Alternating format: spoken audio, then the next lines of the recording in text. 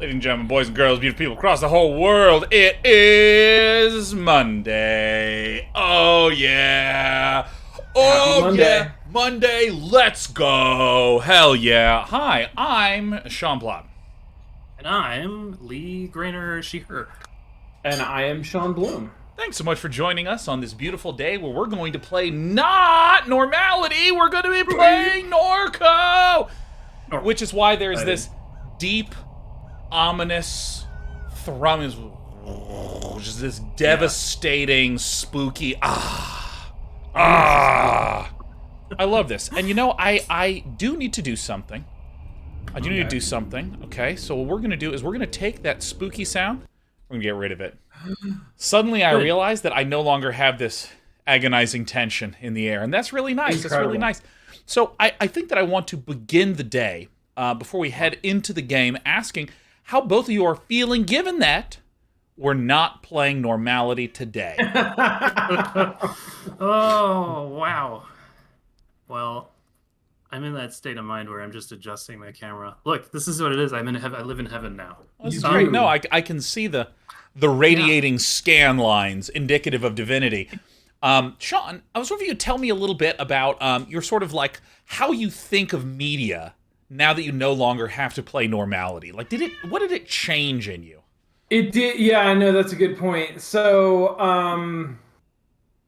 it's opened up a sort of a new frontier for me of post-normality media that is inevitably, ineffably influenced by normality, whether it realizes it or not, because it cannot escape the gravitational pull. And now I have the insight that I lacked previously to understand how normality has influenced all of the media that has come since, that has after it. Quite fortunately, not That's been right. fucking Normality. Because, like, you There know, we go. there's this thing that I really love about media that is not well done in some regard. Because, I mean, there's the idea of taking it in the context right here with the constraints and limitations at the time. You know, if that, for instance, was the very first 3D game, I mean, people would be like, it was a terrible game, but my God, it pushed graphical innovation to the whatever. Also, Cher Bear she's going to be meowing a little bit. We're going to let her because she's my favorite little perfect little baby cat. But Pervert. yeah. Sorry. Favorite little pervert. Hey, get out of here. I stand Is that up. a kiss? Are you intimidated? I mean, the thing about normality for me is that like it is a fascinating attempt at something in the same way, almost that like I have not played King's Quest VIII, but I'm sort of fascinated by it as an attempt at doing something different that is combining genres and mechanics and weird ways that probably shouldn't be. And if normality was better, like if normality was, because it's not that everything about the game at its heart is bad. It's just so distasteful. And it's the heart of the game. If normality was less distasteful. Yeah. Well, okay, yes. Or taste neutral. The game maybe has a couple of different hearts, right? Like a cow. That's not how cows work. But the mechanics of like a Doom style first person 3D exploration game. Yeah. Did we talk about Betrayal of Krondor? Because we've talked about that game as often as we can, man. No, I know, but did we talk about it in the context of normality? Because let's do it. Let's do it right now. The main mode of that game is wandering around in a like extremely limited first person click to walk sort of a system that is a fascinating way to explore a world that is not incompatible, I think, with adventure exploration games. It's just that I don't think normality pulled it off. And it's a little interesting to think if normality had pulled it off, would we have a divergent line of PC adventure games that were more in the style of Doom than, Sam and Max? Yeah. that would have been a different kind of competition for first-person shooters in the mid-late 90s. What would they be called? First-person clickers? Or first-person... First-person observers. That's the problem, is there's no good name for them. First-person lookers, yeah. Or just first persons. You know, I think that the... Normality clones? What I love so much about any media that swings and misses really hard is that... and I mean, like, again, I recognize that at the time it might have actually been considered a better game, and over time you look back and you're like, and there's that category of media. But let's evaluate it from 2022. It just looks worse than 1991's Link to the Past. Like, way worse. And plays worse and is structured more poorly and has worse sounds and, like, everything. And the music is just that bizarre. And what is that farting noise? Right? Like, there's so many things in that game. And that's what's amazing to me, because I remember, do you guys remember this? When we first, like, our very first class at USC that was film-based, where we just had to, like, go film things. We had to, like, make little, we had to make, like, a 5-6 minutes of absolute garbage is what I'm really most proud of. And just things where, like, trying to get the audio levels to match. And, like, oh, the sun set a little more, and now this character is orange. Like, that stuff's really hard. Yeah, it's explorations and unwatchability. I had already gone through a lot of that because I had made my own movie films, which is why mine were so good. So good. They really were. I had a lot of envy. A lot of envy. Well, you know, frienvy is a very beautiful thing. Yeah. That's what keeps us. It's the dark souls of friendship. Yeah. And, like, I think I always say. And I think that when you get that experience where you see how hard it is to just make anything exist at all, there's a lot of interesting learning to be done there. That's true. That's very true. And this, whoops, wrong button. This is the exact opposite, I feel. Like, in terms of presentation and reviews, like, this game has almost 90 on Metacritic. It is modern graphic adventure game style. It's just come out. It has had all the opportunity to sit down and reflect. So I'm kind of eager to, like, hit this little button here. I'm too. So I will say one thing. It's very interesting that the only thing that's red on this screen is the version number. Like, that version number is so popping for me. Oh, yeah. Now. Yeah. It hops and it pops. A lot. Yeah. There's just one more thing that I want to say before we start, and this is just as, like, friend update. I went and saw Everything Everywhere yesterday. Oh, cool! I haven't seen that yet. It's amazing. It's extremely good. It's extremely, extremely good. Unbelievably amazing. It's so good. Right? For anybody out there, who is on the fence about it. It is Being John Malkovich meets Kung Fu Hustle. And I don't know what kind of a demographic that, like, hits as well as that hits me, but that hit me real good. Oh, it found something in all of us. It found the spot. I mean, it hit the spot. The E spot. For anyone who's ever been anywhere ever any of the time. Yeah. You're going to like this movie. If you like anything that you enjoy, you'll love this. It's the Elden Ring of Severances. Oh, God, Severance is the best show ever. All right. Oh, God. All right. Any final words before we enter into NORCO? Yeah, I do have one final word. Yeah. If you worked at one of these places where they're burning the gas off of the tops of the fucking pipes, would you be like, are they like, welcome to the most emotionally resonant location in the world? Like, anyway, just that's all. Yeah, I mean, the fact is, if I worked in any of these places, I would probably check out a lot. I'd just be like, yeah, whatever. No, I throw the torch that ignites the gas that's at the top of the stack. Yeah, it's fine. That'd actually be a fucking sick job. I saw a video on Reddit just the other day of somebody shooting a flare gun and, like, lighting that thing. It was pretty wild. Yeah, no, it's cool.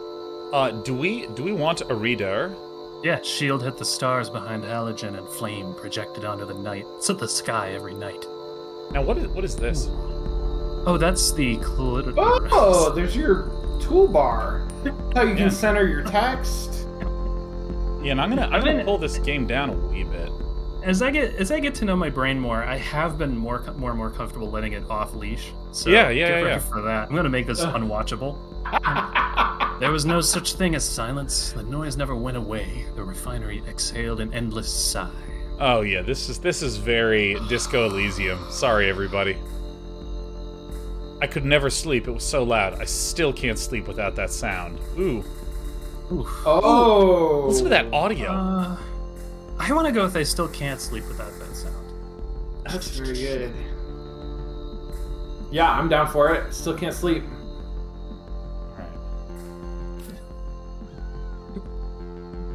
Oh, yeah. Alright, I'll do right side.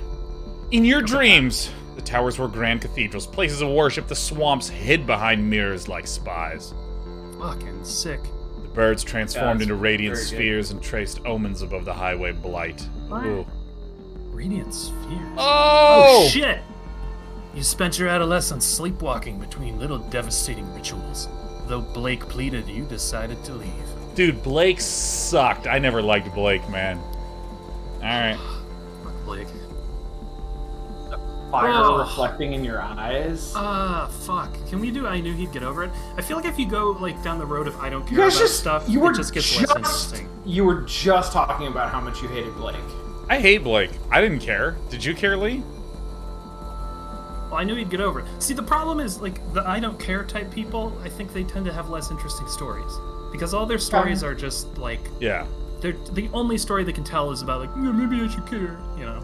Yeah, no, I like sincerity. That's what I loved so much about The Unbearable Weight of Massive Talent. It was a deeply sincere movie. It was really good. I've been consuming the best media ever lately. That's awesome. I knew he'd get over it. He never did. Jesus. All right. He caught out on a grainer. He caught out on a grainer. You caught out on a grainer to Chicago and onward to the West Coast. You'd never leave Louisiana and thought you'd never return. Wait. All right, yeah. You had never left Louisiana, and you thought you'd never return. Oh wow. Okay. You thought the ghosts of the lowlands wouldn't find you hiding along the road. This is kind of like Where the Water Tastes Like Yonamit. Yeah. The years carried you through overlit suburbs of the vast American limbo, across mountains, above cell towers.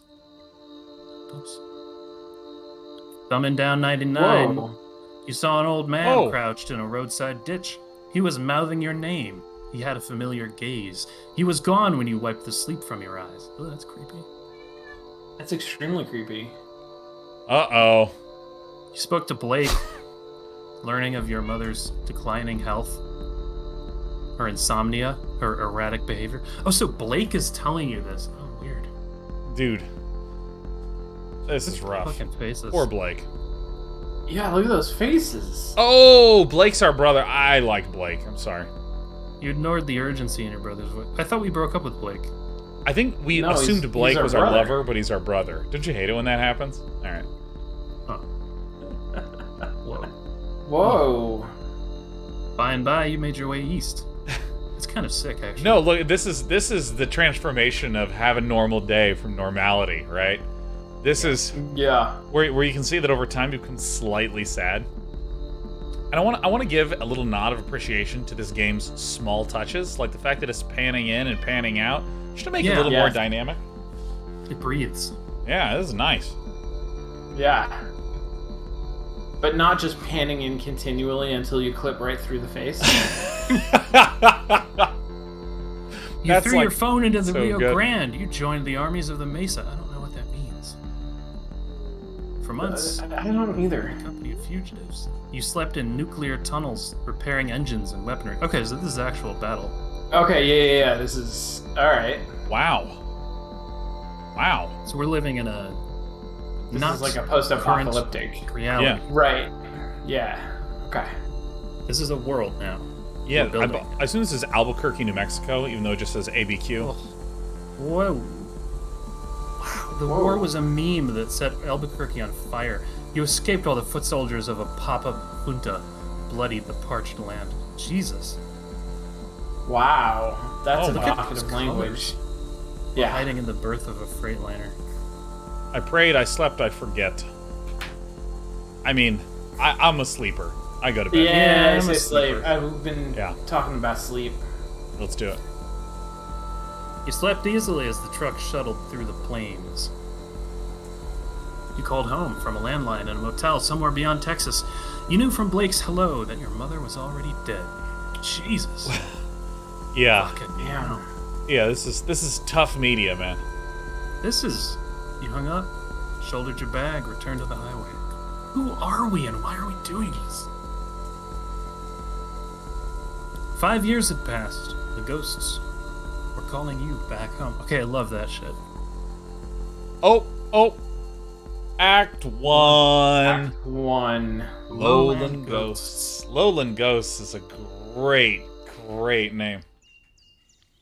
Monkey. Oh. You awake from a delirious dream to find yourself in your childhood bedroom. Monkey watches you from the corner. Oh, I'm a big fan of stuffed animals, especially this unbelievably neutral, relaxed monkey. With his arm propped up on the books. I so fucking chill. love that. That's so great. Oh. Whoa, interactivity. Is I this? hardly knew her. Whoa. This is very... You mind map? Ooh. Ooh. You. What? Are home again. Home again. Because your brother needs you because your mom died. Oh. Okay. Well, we mapped our shit. Oh my god. Ooh. Okay. Are those What is that? Wait, are those two equal answers to the question, or is this something that we are or could choose? I don't know. You were traveling?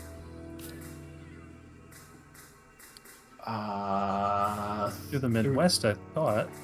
Yeah, I mean, that sounds right. Is this a quiz? I mean, we spent 5 years. I bet we did all of these things. Okay. This is not a quiz. All right. Freight cars think rattled so. in the cold dust as you crashed on the greener porch. Cell towers. So what is this screen? I think... Go ahead, Sean. Well, no, it's a mind map. It makes me think of like Sherlock Holmes. I'm guessing it is some kind of like relational, conceptual framework. Like as we gather information, this is a notepad where we can keep track of all of that information in a way that allows us to sort of expand or draw connections, or I don't know. Cool. Yeah, I assume it's a way to get a sense of the knowledge that we have, because I feel like there is something that has always been lacking in all the adventure games that we've played, which is small bits of phrasing and language that a character said that we're supposed to remember, that we're supposed to be able to piece together. And you know what happens? We hit dialogue terminuses, and we're supposed to just like cycle back through dialogue again and again and again, and this seems like a different way to like centralize that. All right, let's try this. Yeah, that's really interesting. All right, cell towers peaked over the flat country, translating the notions of the world. Go ahead, Lee. The lights of suburban Memphis, the fences, the traffic, the stark shadows under a lavender blanket of clouds. Afraid, tired, silent, and alert at each terminal, you watched the night decay for miles. Enough. Yeah. Cool. All right, so I'm actually going to step out of the you. You. And if I finish the thought... It's weird that it says finished thought. Can you Doesn't click say, like, on you like your Yeah. mom? stop thinking. Your mom. Here we go. Fuck. Oh, finished thought means I'm done thinking. Yeah. That's the weird part. Ugh. Oh. Cancer stuff. Cancer metastasized. It was in her liver, then her lungs, then it was in her brain. She was on chemo, never finished her third course. The hospice on Jefferson Highway, Blake said the traffic shook the building. He left before she drew her last breath. Ugh. What? Along with the morphine drip and the rattling glass, that's how Catherine died. Jesus. Fucking Christ. Your Tired. mom. I mean, this is dire. Like you don't. Okay, like if you're a writer, you don't have to work that hard to make cancer bad. You know what I mean? Like I think maybe like that was like I don't know. You can write what you want, but like yeah, that was maybe a little extra cayenne than you needed. You know what I mean? I love spice, man. Your brother, he's a lot, is oblivious, dismiss. All right. He's a lot. He's a lot. He's a lot. Okay. He's oblivious. All right. Younger, Yeah. reckless. Gets in trouble. Spends sleepless nights scrolling image boards. Fucking doom scrolling. Oh, yeah. Oh, yeah. An edgelord, a shitlord. Sensitive soul. Compassionate, foolish, can't take criticism. Always needs money. Tries to help those he loves, but often makes things worse. I feel like I know this guy. Is a great character to have in a story that isn't moving along very much. All right. What? Ooh. Ooh, ooh. What else? Insecure, dysmorphic, constantly checking his reflection, always seeking validation. What a tool. Oh. Do we just not like him? I mean, we left him. Now We he ditched him. was terrified of you leaving, and now he's terrified of you dying. Okay. He needs to get over it. When I think of him, all I feel is guilt and obligation. Let's let ourselves feel the guilt, shall we? Yeah, I think let's All right, feel these sure. feelings. Let's feel them. No love, wow, or anything like it. All right. Your brother. Dismiss. I'm getting out of here. Let's check out what's up. Yeah, this. let's get out of our own heads. Let's go do some. Let's touch grass a little bit. Here.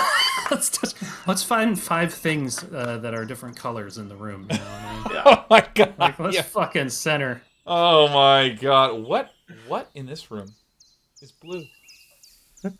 I think the monkey is. No. Oh, yeah.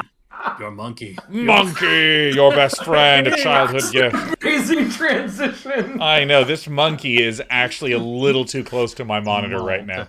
A monkey. You spoke with him often when things got difficult, but then you left. He sat there for 5 years collecting dust. 5 years, his eyes fill with anger as he challenges you to return his gaze. I feel that. Why would this monkey be so angry? I mean, I guess it's our brain, right? Staring Contest Part 1 100%. glyphs. Oh, fuck Excuse yes. me? Fuck yeah, Okay. let's go. Also, Reflexy. It's a treat to see you, man. I hope you're still putting people on high ground as Rubik. Huh?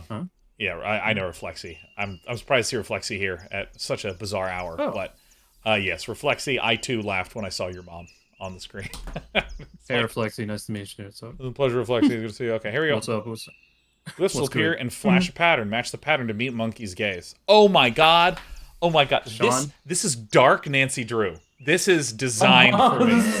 Amazing, All right. amazing. And I got my stuffed Bunny Manfred here. Oh, Aw. He mans the stream computer. Every time you see me go, oh, fuck, something wrong with my stream computer, I have to, like, set Manfred aside, check, put the monitor back, set Manfred on top. It's really good. Yeah. Ready? I've been friends on Facebook with Manfred for a long time. Glyphs. Fuck, those are hard to remember. His expression is unchanged. I mean, he's monkey. He's monkey. You successfully meet monkey's gaze with a cool assurance. However, his expression is unchanged. You stare more intensely. Round Uh-oh. 2. Rings. Circles appear over monkey's eyes. An outer ring will shrink to the perimeter of the circle. Click the circle and the outer ring locks into place. I don't Rhythm. really understand that. Oh. Your stare is no match for monkeys. Oh, is this like Oh, a shit. tutorial? Is this like a fighting Yeah, tutorial? no, I Yeah. accidentally clicked. Yeah. Yeah. Your star was no match. 3, 2, 1, now! Anger melts Oh. from monkey's face. Take monkey. Aww. Monkey joins party. Oh, fuck yeah, let's go. Oh, What? Yeah, monkey. Monkey Does stares monkey at have a you, mind scared map? I believe it would be a monkey map. That's incredible. Now we have a party member. Yeah. Yeah. And it even called it the party. All right, monkey stares at you, you stare at monkey. What's Stares more his level? What's his class? Become invisible. Little circles of light Whoa. pool in the doll's tired eyes as they watch the infinite space beyond your being. The air that hangs between your eyes and his is a vacuum of utter stillness. You look away. All right. Well, let's. Hey, Sean, hit us with some Sure. right panel reading. I'm ready. A sticker from grade school, half peeled from the window. All right. Cool January air spills through the open window. The low sun washes over the neighborhood. A small flock of blackbirds dissolves into the tree line towards the lake. A lot of birds dissolving in this game. Commuter traffic glints along Apple Street as a pair of wrens weave out of the overgrown lot next door. They dissolve. It's nice. They dissolve. It's actually really pleasing to just move the mouse around. Yeah, no, the sound design is excellent. This feels like a fucking shiatsu massage after normality. What is this? Oh! Whoa, it's a whole city. I love the breathing effect. And I love that I feel like I know that they good. wrote that function exactly once and then just called it. You know? A flyer from a show your friend put on a few weeks before you left town. A fight broke out while one of the opening bands played. Oh, I was absolutely... I got whipped in the face. I got hit in the face with a bike chain. I'm tough, man. Just ask Monkey. Still have a scar above your left eye. Not underneath. That's reserved only for villains. After the show, you and Blake shot fireworks from the roof of a hotel on Poydras Street. Sleepless and sober, the two of you walked back to Norco. You watched the sun climb over the grain elevators. I gotta look up if this is a real town. I believe it is. I think it is, yeah. You assume Million has been keeping the plants alive. Who's Million? Million. Among the books on the shelf is a slim volume called Crisis LARPing. Oh my god, Crisis LARPing! Wow. Now here's the thing. I assume that regular LARPing is when you, like, pretend to be perhaps, like, a fantasy character in the midst of some sort of fantasy battle out in the woods. I think Crisis LARPing is when you really need to spend time as a fantasy character playing a game out in the woods. All right, read. The proto-disaster tourism began almost as soon as the floodwaters left. Oh. What? Huh? Oh. Huh.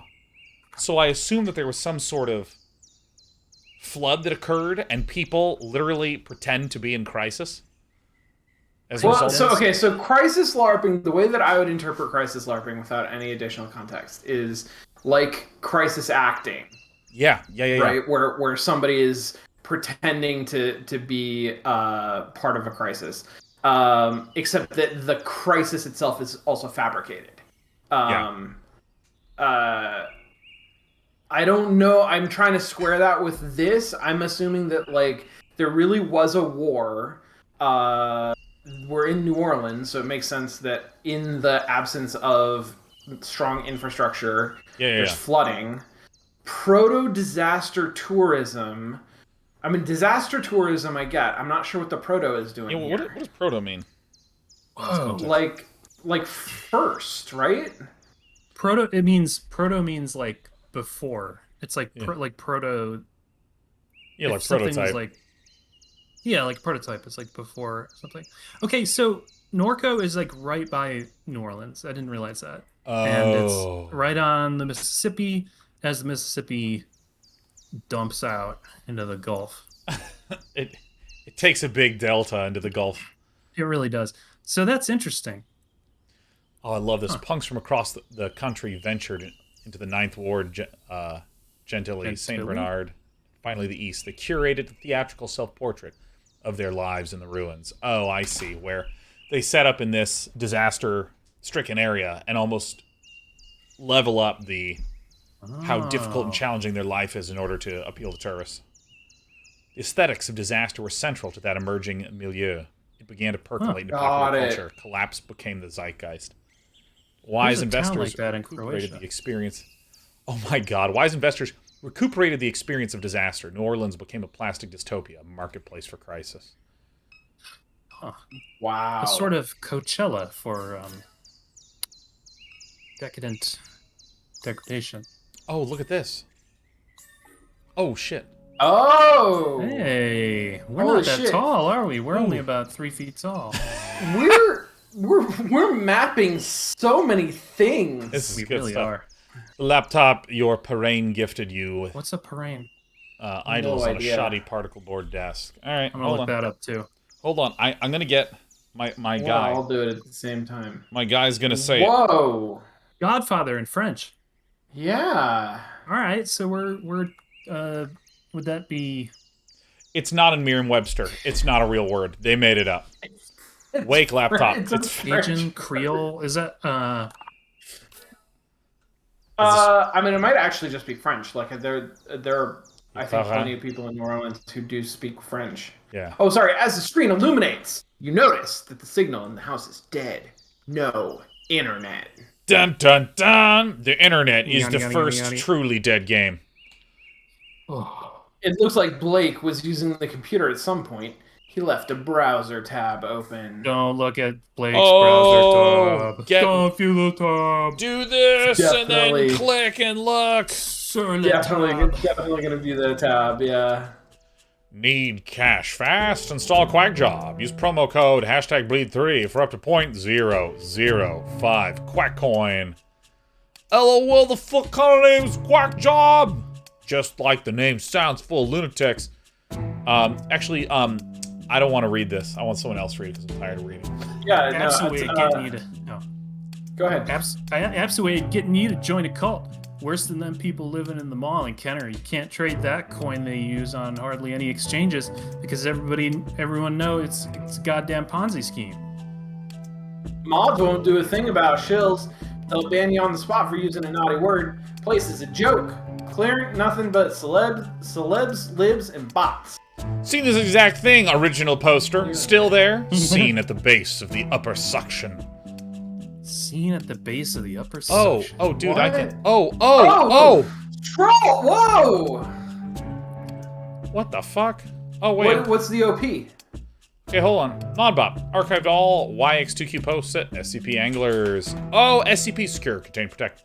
Anybody still post here? No place is a wasteland. Mods Is this are an all SCP game? It is. Is it? I don't know. But Wait. Somebody said. Anyway. SCP anglers, like fishing for SCPs? I don't know. What is Osexula? That's what I want to know.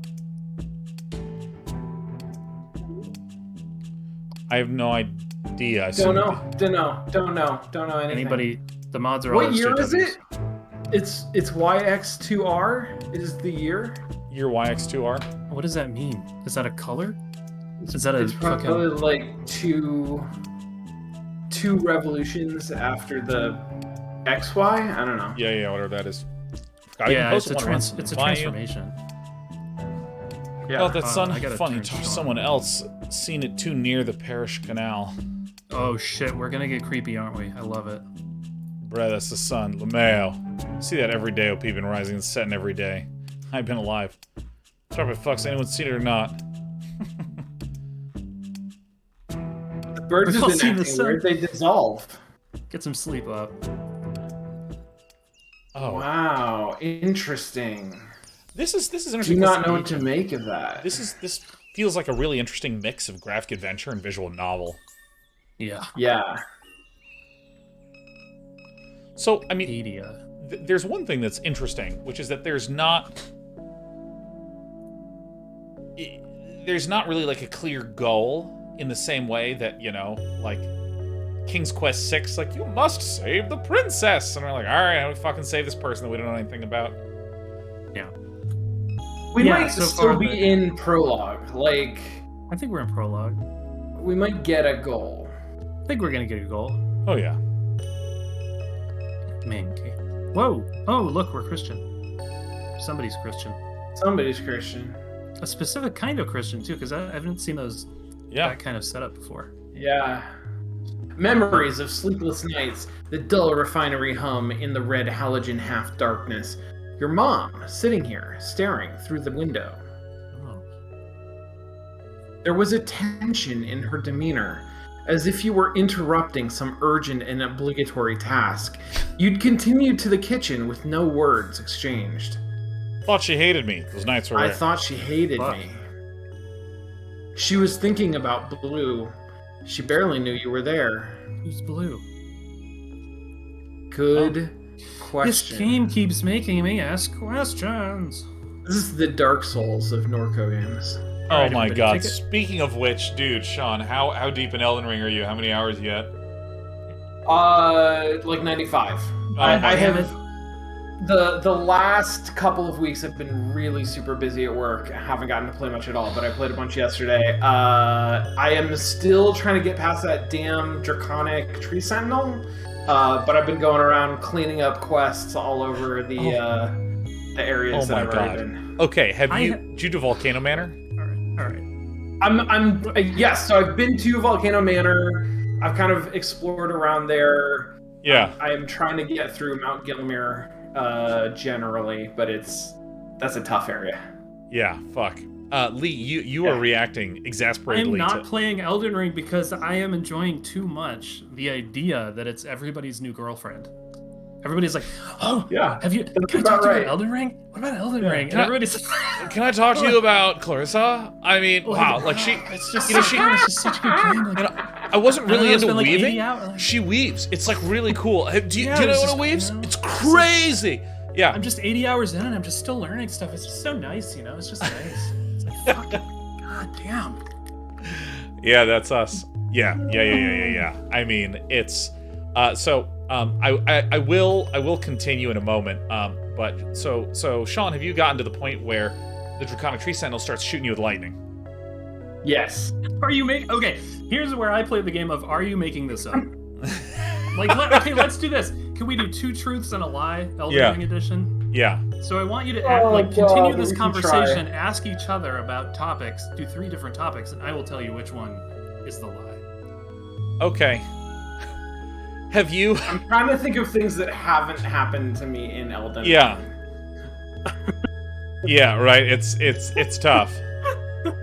I can think of some things that definitely sound like lies. Okay. So Sean, basically lying. Sean, I'm gonna ask you 3 locations. Okay. Okay. All right. Okay. So, have you been to the subterranean shunning grounds? I have not been to the subterranean shunning grounds. Have you been to crumbling Farum Azula? I have not been to crumbling Farum Azula. Okay.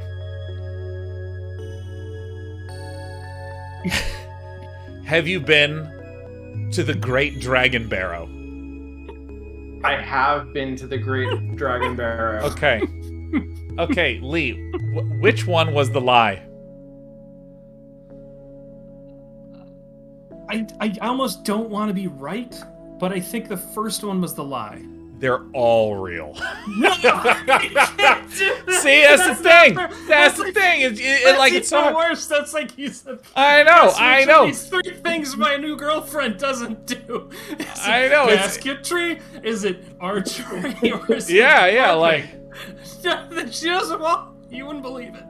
It's amazing, isn't it? Yeah, no, I mean, the thing is that, like, here's the thing. To make something sound like it's in a FromSoft game, you first construct a magic card name, then you add in more articles into it, like more ofs and thes and from and of that, and then you put something with a sort of evil-sounding twist. So, Lee, as an expert Magic the Gathering card name generator, give me a Magic the Gathering card name.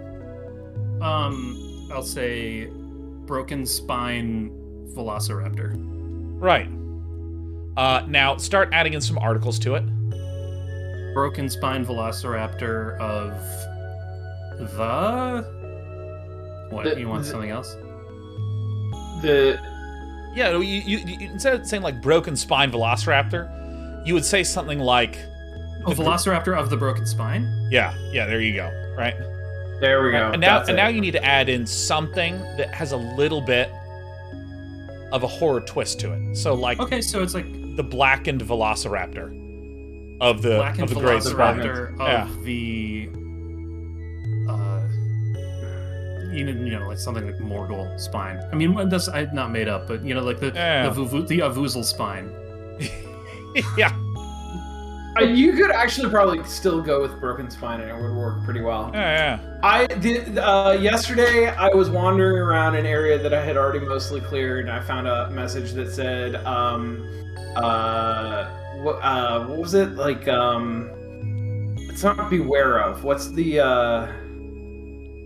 right? Beware of isn't a message. I don't play online. I don't get any messages. Oh, you don't play online at all? Yeah. I need to pay. So it was like beware of wolves. Therefore seek up, and I was just like, oh fuck, those stupid wolves falling from the sky again. Yeah. Tornado dogs. Thank God all the flying wolves in this game just fucking dissolve.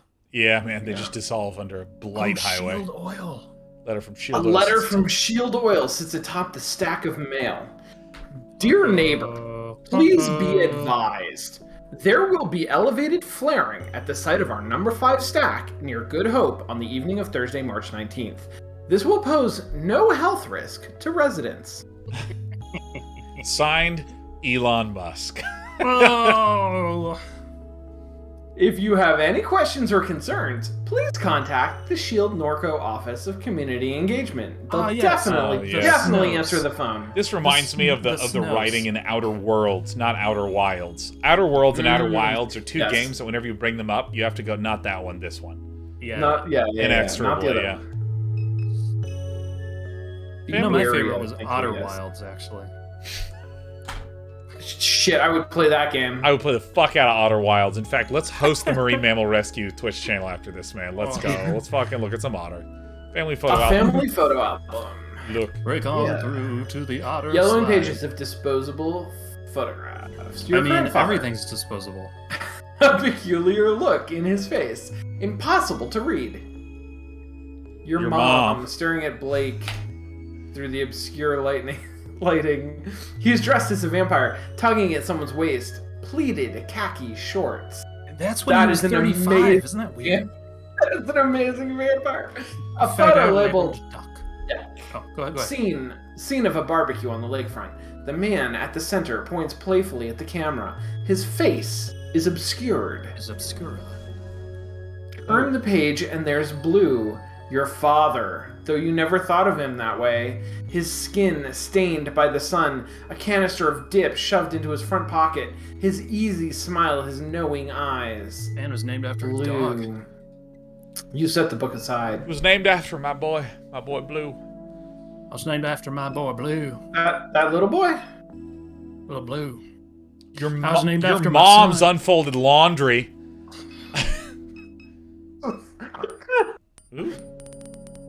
Oh, turn on the TV. Let's see what's on. An old defective flat screen that your mom never bothered to bring to the curb.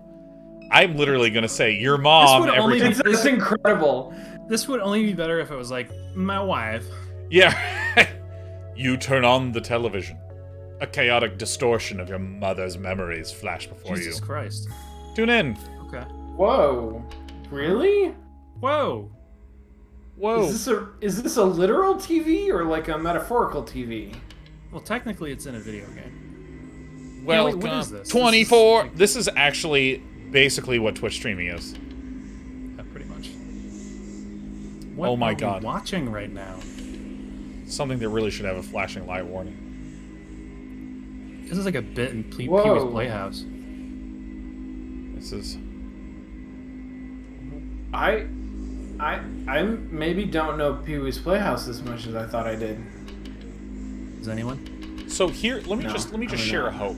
This, one of my favorite kinds of games that I actually deeply miss was, this was really popular in, kind of like mid-2000s, was the idea of a game that you would get to level 1. And in level 1, there were clues of what you should type in to get to level 2. Oh, hell yeah. Yes, I know this game. Yeah. I mean, I loved those things. And like, yeah, you know, you would have puzzles that looked like this,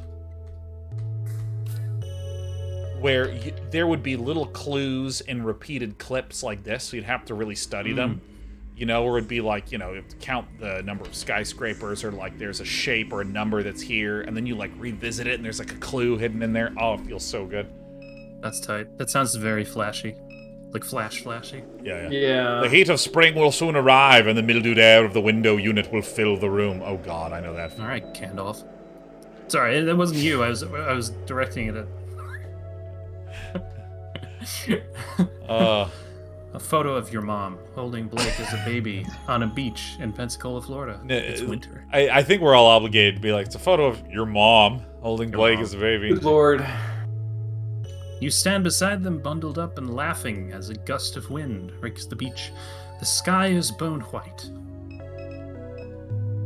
You peruse the titles on the bookshelf. The Western Margin of the Lake, Critiques of Deliberate Externality, Fenceline Diaspora. Or maybe perhaps it's Fence Line Diaspora. Yeah, that's probably. Alright. In the end, we decided to Sure. leave dimes. It wasn't the cat cracker or the smells or the fear for our children's health that drove us away, though they played a part. Truth be told, it was me, Gandalf, the media attention. The spokespeople and activists and academics and all this, I was done with it. I was done being a poster child, done being thought of as a victim. Wait a minute. Hold on. Oh, you're reading a book. Oh, This is not actually... Cat cracker is part of fluid catalytic cracking. It's like a fracking thing. I want my experience to be my own. You're Huh? telling me that a cat cracker is a part of a fracker? Well, maybe not actually fracking, but like petroleum refinery. Sort of cat cracker proto-fracker? Yeah, exactly. All right. Many tragedies have come to pass along the western margin of Lake Pontchartrain. I assume Pontchartrain. Pontchartrain? Pontchartrain. The unnamed hurricane of YW9D. Oh, I see. So they sort of have a fictionalized timeline to make sure that we don't conflate it with it. Wow. Left the settlements of the YW9D. Flenier and La Branche in a state of unrecognizable destruction. Those who survived did so by clinging for their lives to the limbs of cypress trees. Fuck. The fables and secrets of those communities lie with the bones now scattered in the sediment of the lake. Jesus. Sacre bleu. SHIELD has acquired much of Norco's most flood-resistant land through a variety of mechanisms. Madère et Moore, YX1Y, argue that one such mechanism is a process of deliberate externality. This theory posits that key corporate decision-makers encourage the company to emit effluent and noxious substances into the environment with the explicit intention of decreasing neighboring property values. Fuck. Oh, poison. Oh my god. Poison the people and get in on there. So, Oh, yeah. so Deliberate externality. I love the word externality because so it has a definition, but what I'm going to do is I'm going to give you the real definition. Ooh. So when you're speaking about things, let's just talk about business, right? Businessy terms, right? You want to come up with really generalized terminology to be able to communicate things effectively. For instance, different things matter to different companies. So you might say, tell me about your KPIs, your key performance indicators, right? Consistent metric. Like, hey, what's the value add that thing has, right? Like, what is it about that thing that is helpful for me or that I am providing that will be helpful to you? That's the value add, right? It's a shorter phrase. An externality is a way for someone who has no idea what they're talking about to lump in all the problems that they have no sense of what they are and yet still sound like they're sophisticated. Ah, yes, we're absolutely concerned about some of the externalities you might face with that particular project. Externalities. All right, so it's a great way. It's one of my favorite phrases. Anytime anyone has ever said externality to me, I love being like, "Tell me what you mean." And they're like, "That's not fair." I know. I love this word. It's incredible. It's incredible. It's this. Yeah, and see, Madman W says, "Oh no, Sean, you completely misunderstood business language. The purpose is obfuscation, not clarity." And see, that's I think the most interesting thing about phrases like that is that they get used as a form of shorthand communication, but then someone comes in and conflates the communication with the actual knowledge. And then what winds up happening is they can like bounce around and say nothing with a lot of composure. Externality? Yeah. Yeah, externality. It's a Smurf word. They can Smurf it while they Smurf. Yeah, it's Smurfs. knowledge smurfing. Yeah. Knowledge smurfing. Yeah, Knowledge it's smurfing. Ship it. totally smurfing.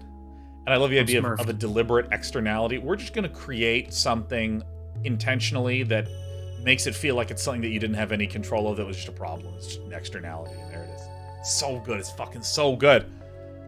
This compels residents to sell their properties below market value to relocate as quickly as possible. The criticism that this theory often receives is that it diminishes the importance of slavery in situating black residents along industrial fence lines, Jacobs YX2D, up and down the Mississippi River. Oh my gosh. In the words of Carter, YX2B, slavery was the deliberate externality from which S.H.I.E.L.D. continues to profit. Pollution was never needed. Dude, this world takes the insanity of normality and is like, we're gonna go grim. We're going all in on it, man. Like, I'm gonna tell you, we have stared our monkey in the face, and it was the ray of sunshine that we've experienced in this game. Yes. Yeah. No, I mean, because it's a brave person who can stare their monkey in the face. Yeah, it's so funny because like I'm reading this, and generally I'm talking behind where my eyes are at reading, and you heard like my eyes just like, oh my god, this game is gonna go hard. All right, let's go. All right, so good stuff. Oh yeah, it's. I mean, that's just. It's we have good another stuff room, right? We have two more rooms. We earned another room. Oh. We're still quite short. I misunderstood this mini-map.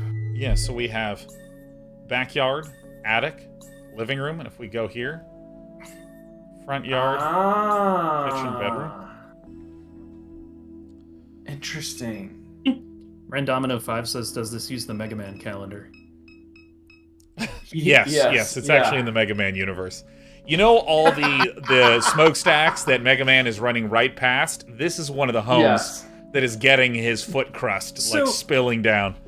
So that's amazing. I don't think that's what's actually happening here, but that would be fucking incredible if you just straight up made a really good video game, and it sort of became clear that it was part of a completely unrelated, totally different genre universe. Yeah, like if we had to go travel somewhere and there was a bright green pipe that we hopped inside of and we popped out of another bright green pipe. It's like, I needed a Coke and I hit my head on the bottom of the vending machine. Like a farming sim, like a Stardew style farming sim where at some point late game, Mario just comes through and like smashes all of your crops. I was thinking more like environmental storytelling that lets you know the world you're in, you know? Sure, yeah. You're always frightened by the laundry. Plumber goes missing, you know? Plumber goes missing. You've discovered so many dead cockroaches in this microwave over the years that it's discouraged you from using it. For several months, a dead baby roach was stuck between the clock's display and the protective screen blocking the hour. How do they do that? Blake finally shook the microwave aggressively enough that the roach fell into the guts of the machine. Just Buster Keatoning around in there.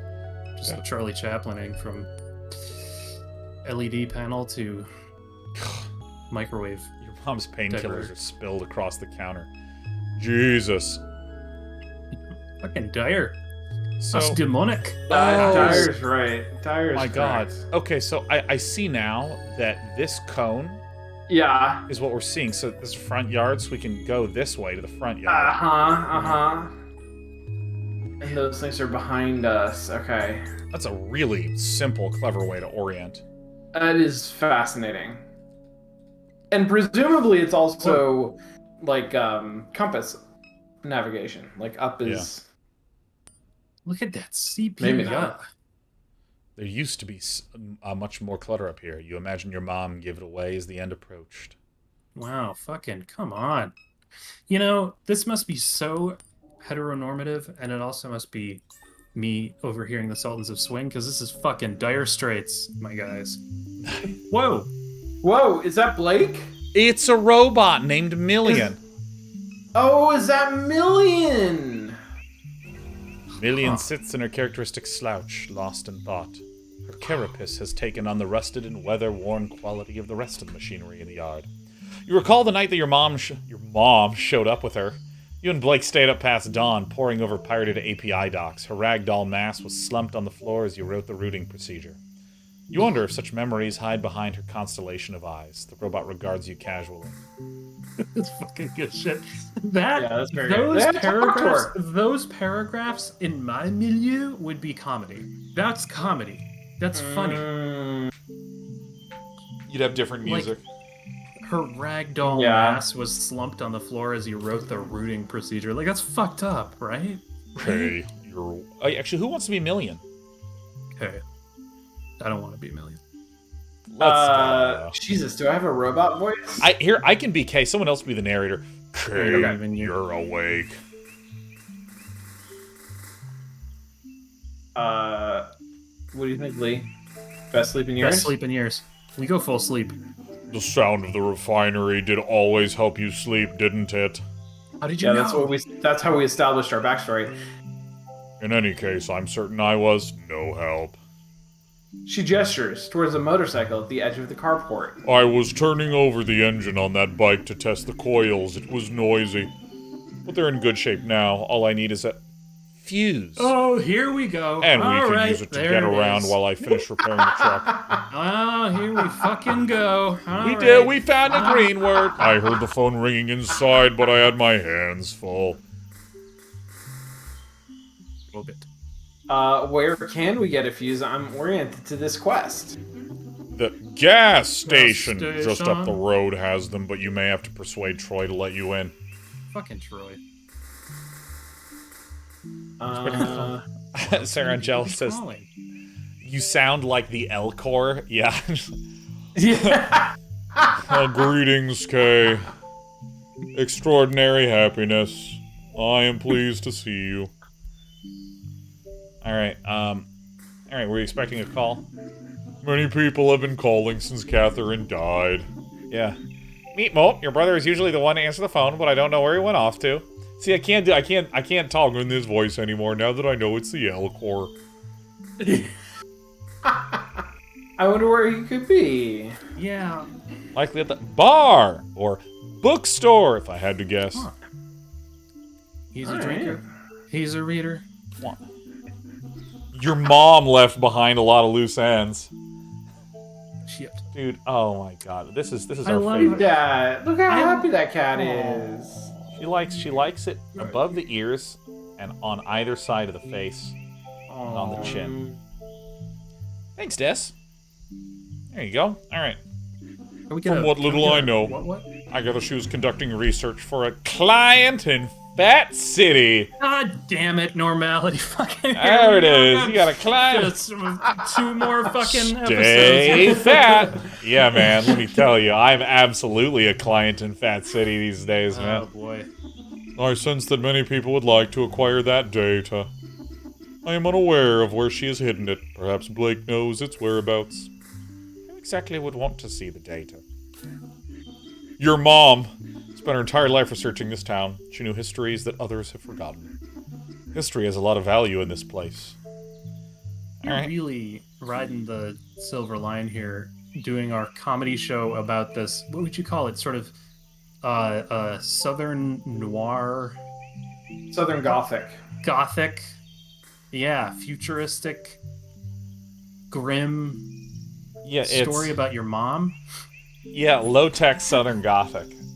Like, or I almost want, what, like, this is like a type of, fuck, I can't remember the term for it in science fiction, where there's, like, cyberpunk that focuses on the high-tech low life, but then there is the low-tech side of things, which is like, oh yeah, this is a family that still has, like, cars that are kind of beat up, that constantly need repair. They happen to have a robot, but it's not because they're super high-tech.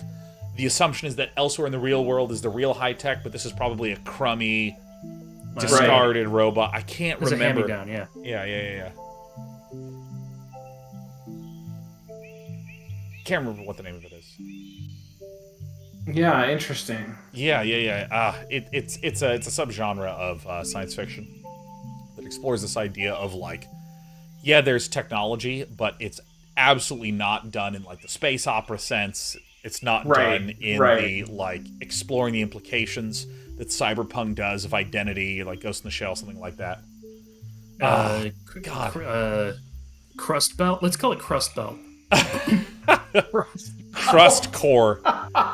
Crust Core. That's Crust good. Core, yeah. Crust Core Trash Punk. Alright. Who is this client? I haven't a clue. These aren't things she discussed with me. As the cancer spread, she became more guarded with her research. Finally worked herself to death. I took her knowledge for granted.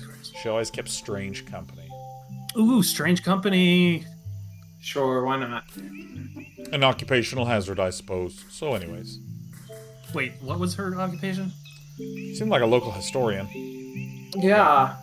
I was assuming that was a hobby because I devalue local historians. Right. She could possibly have been some kind of an activist or something like that, like a community. Lee, Your please. mom kept all her gear in the plastic container strapped behind the cab of this truck. Boots, waders, flashlights, tackle, first aid kit, etc. Like, Alright. I love that it just doesn't give us a face. I mean, it gives us a face. That's wild. This truck was your grandfather's. I get it. We have roots. I get it. You remember riding in his lap while he let you steer the dead wasps that collected behind the seat. The smell of the grease, whiskey, All these and fucking nicotine. all that happens in this game is that birds dissolve and then a bunch of fucking dead bugs pile up behind every There are a nook and lot cranny. of dead bugs. Dude, I think that this game is doing an incredible job of tapping into all the senses of this It's space. pretty good. Because, like, in The dead particular... wasps crunch as you chew them and swallow them with your milk. Oh, God. Yeah, it's good. It's real good. Yeah, like, there's things that I feel like came up a lot in True Detective Season 1 about, like, the humidity and the heat and the bugs and the smells and the stenches, like... Yeah. So, like, I have no idea how Middle-earth smells, for instance. Nary a smell was shared. Oh, fuck, you're right, actually. Yeah, I don't know. I assume it just smells like horse mud and flowers. It smells generically outdoors. Right. You and Blake would drive the truck into New Orleans on the weekends. No AC, windows down, the rattling chassis was deafening, going 75 on Interstate 10. For any of you that don't know, I-10 is a freeway in America that literally runs all the way, like, from coast to coast, basically, along the southern side of the United States. And so, I remember there was, when I lived, actually, Sean, that house that we used to live in, I almost just said the address out loud, which would have been a really bad idea. Yeah. I lived in YX21 by USC. Oh, I gotta. Okay, but there was go on, and then I gotta tell you a story about YX21. One of Kevin Long's friends was visiting, and he was visiting from Texas, and they met in Santa Monica, and literally, the directions were like, okay, so you're in Texas, you're gonna get on the I-10 West, turn right at the light, and that's where the crab shack is that we're gonna eat at. The instructions were literally, you drive till you're out of highway, and then take a right at the light. But it was just like, yeah, you're going to be on the highway for like 16 hours. That's amazing. Wait, does that go the 10? That's the 10. It goes right into... Yeah, all along the bottom. Wait, I've taken the 10. I was on... Hold on. No, was I? Yeah, you've so, definitely taken the 10. In America, the freeways, I think this is right, they go from south to north, like 10, 20, 30, 40, 50, 60. Like if you look just like from the bottom of the country up, the ones that end in zeros, like 10, 20, 30, are the ones that are west to east, and then the north-south ones start at 5, and then they go from the west coast to the east coast. So you get the 5, the 15, the 25.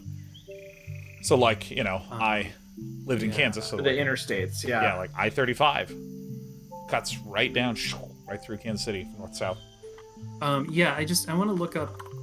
Okay, I have two quick things. One is I just need directions from Pasadena to, like, Torrance, California, because it's going to sound real funny. Yeah, because you... I've done this drive. It's making me walk. No. No, you probably don't want to walk. Yeah, no, you get on the 110. Oh, no, I can't.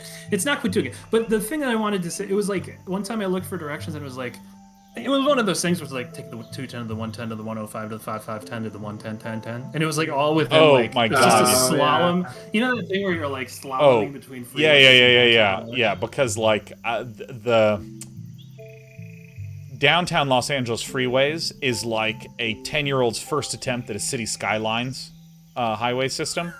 And rather than start over again, they just kept adding in on and off ramps. It's it's where a bunch of freeways collided, and then they had to just try and tie them together in a knot. That's what happened. Like, it's the freeway system is like if there was like a polyamorous commune where everyone wouldn't stop fighting but would also never end the relationship or leave. They're just all there in continuing hate snarls. And it's the Gordian co-op is what that is. So this house, what did you call the house? I can't remember the address you just gave it, but so I was at XY22R or something. XY2R, yeah. So at Game Nest, those of us who were up here working on games, we went to Indiecade when it was down at USC, and we rented an Airbnb, and we got a house, and we were there, and like somewhere in the first night, we were like, let's do some, like Alex was like, I'm gonna do some meditating. I was like, I'll do some too. Like, okay. So a bunch of us go into this other room and sit down, and we're sitting on the floor, and I'm like, this feels really familiar. Yeah. And it fucking was that house. Yeah, and it was Asher's room. And I remember you sent me a photo from my old room, and you were like, hey, look, I'm Day 9. I'm going to do some broadcasting. I like StarCraft. It was like it was nothing like the shit I would say, ever. I was explaining like, hey, welcome to Day 9 TV. We learned to be a better gamer. And you're just like, look at me. I'm Day 9. I'm broadcasting. It was so weird. And it was pseudo horrifying because it was a house that was wild. That's hilarious. Really nice house. I really liked that one. Places should stop existing when you don't live there anymore. I mean, I had another very similar thing where like I looked at moving into a place. I actually did. I did live there, but the place that I lived, one or two places before this one, I went in to meet the people who live there, because I live with other people usually. I live in like a little community. Yeah. And I was like, I think I've been here before. It's like, I think I was there a thing here 2 years ago one time? And they were like, yeah. It's like, yeah, I guess I've been here. It's just weird. Yeah, no, like, I feel like the best places in life are the ones that exist only once. Like, right. Anytime, I mean, even when there's like, oh yeah, welcome to BlizzCon, you're going to stay in the Hilton, it's across the street, we'll see you there. I go back to the Hilton, and I'm like, this shouldn't be here. And now most hotels would not succeed if they existed for 1 year, but still, it feels so strange. I don't know, it's funky. It does. So Million has been slowly repairing the vehicle since your mom's death. We're plowing forward because at this point in time, I feel like we are in the early information gathering stage. Yes. Yeah, we gotta definitely get first puzzle. We gotta solve that first puzzle. That's what we gotta do. Steal pride we our do lives need what did we need? A fuse or a fuse? We're gonna need a fuse, and we're gonna need to go to the gas station because we are clusterpunk right now. We're clusterpunk. Now, I want to see something. If I go to... This game is rusty. What the heck? Liner notes. Geography of Robots is a small collaborative of artists and... fuck that shit. That's fine. I mean, we love them. It's just not in game, Yeah, it's just like not for me. Hearing about your story. Ugh. I mean, I know we like tagged you both on Twitter and we talk about the stories of developers all the time, but not for us. It's not supposed to be. Look, if it's on the screen, it's supposed to be in the dialect of the video game. Ooh, disintegrating crab nests. Blue taught your mom how to make these, and your mom taught you. In the summers, you'd bite to the suction before sunrise. Tie chicken next to the bottom ring of your neck. Back into the suction. Gonna tie a lot of chickens. While the swamp raised its voice. Ooh, you'd come home with a dozen or so crabs snapping and writhing in a burlap bag. You assume your mom hadn't been out on water much this past year. That's a lot of fucking weird shit about a crab. Like now I'm just getting angry. I don't know why I'm getting so irritable at this game. Yeah, why are you getting so angry? I'm getting irritated at this game, and I don't know why. And you know what? That's not going to stop me. Is it? I mean, is it because of the tone? Is it because it's like so fucking bleak? It's something about the crabs and the just the chicken. It's like really like if you're gonna tell, I don't know, if you're gonna talk to somebody, or just have a normal memory, you don't think, oh, I remember when I was a kid and I we went to the toy store and my bare feet scraped along the the cold, mildewed fucking linoleum, and it's like that's not like I don't know, right? Like there's something like I'm gonna back you up on this, okay? Because I think that this can sometimes be the curse of how just ghastly slowly we play through these games. Where if you read like say the first chapter of Neuromancer, it's like that, and then there's some action that occurs that pulls the focus away from that. And when I think about the amount of dialogue that we've consumed, it's like 3 or 4 pages of like text. It's like not that much, but it feels like we've been spending an hour in like I kicked over the broken, rusted can that leaked water all the time before finding a toothbrush with 2 tines of fiber in it. Not enough to brush with, but I used to throw it at my brother and throw it back at me. I wouldn't react. I didn't love him very much. Anyways. I definitely think that they're overwriting. Like I don't know what overwriting actually means. I think that they're repeating themselves, like on purpose. Like that's a good practice for games. Like you want to tell people something 3 times. Sure, yeah. But like we're also reading everything out loud, and so it's like I feel like I'm drinking. I feel like I'm drinking maple syrup. Like that's how I feel. It's like because that's what comes out of our lips on this show.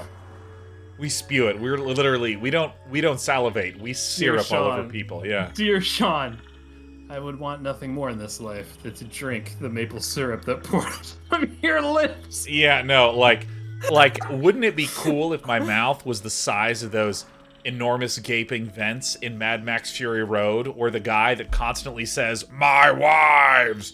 If like that was my brain and those huge pipes was my mouth, and then instead of it being water, it was just maple syrup, and all the people on the ground, "Oh, please praise me." That's all of you watching. And then right if now. it was in Quebec, they'd be like, "I'd like a little more maple syrup." Excellent. Oh fuck. Your mom fed the neighborhood let's strays. They must be hungry since she passed. Let's keep a pace. I mean, maybe the trick is just that the problem is that we're driving incredibly slowly through a car wash of maple syrup, and so that's why I'm ingesting so much. It's literally everywhere. Like the car looks like it is a old photograph in a Ken Burns documentary, even though it was originally Big Bird yellow. Machines are spinning. They are slapping me with their hot syrup. Let's go through each flood one at a time. The first flood is a shadow of a memory, placing your feet down on a drenched carpet, your mom and grandfather ripping out sheetrock, sitting in a small RV in the backyard setting dolls on a cluttered little table. Second flood. You were 14. The pumping station failed during a heavy rain. You were in class watching the clouds move upriver. Got a text message from your mom. Stay in Destrehan. I'll come get you. For 2 weeks, you shared a hotel room with your mom and Blake.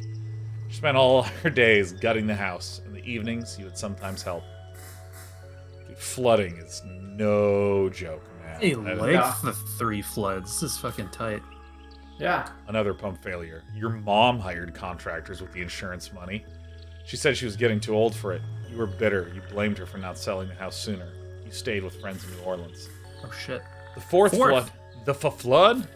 The fourth flood will follow a slow hurricane, and it will be a calamity. It will leave the entire region submerged as critical levees breach.